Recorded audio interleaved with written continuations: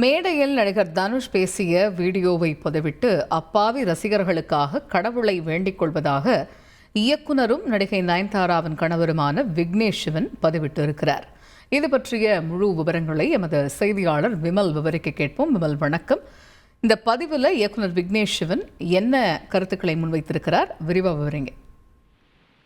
தமிழ் சினிமாவின் முன்னணி நடிகையாக இருக்கக்கூடிய நயன்தாராவின் வாழ்க்கை பயணத்தை தழுவி உருவாகி இருக்கக்கூடிய ஆவண படமானது வருகிற நவம்பர் 18ஆம் தேதி வெளியாக இருந்தது. இந்த திரைப்படத்தில் வாழ்க்கை பயணத்தில் ஒரு பாகமாக இருக்கக்கூடிய நானும் ரவுடிதான் திரைப்படம்.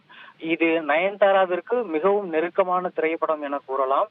இந்த திரைப்படத்தில் விக்னேஷ் சிவனும் நயன்தாராவும் காதல் வயப்பட்டார்கள் என்பது நாம் அறிந்ததே.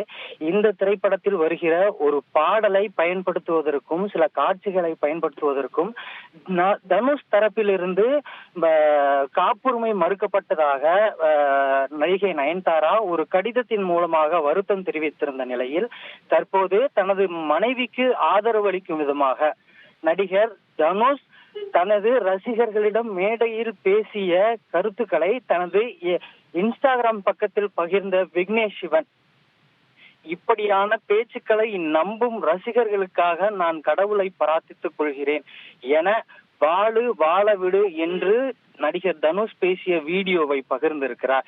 நடிகர் இயக்குனர் விக்னேஷ் சிவன் அதில் குறிப்பிட்டிருந்ததாவது, அதே வார்த்தையை வாழ விடு என்ற வார்த்தையை குறிப்பிட்டு இந்த பதிவை பதிவிட்டிருக்கிறார்.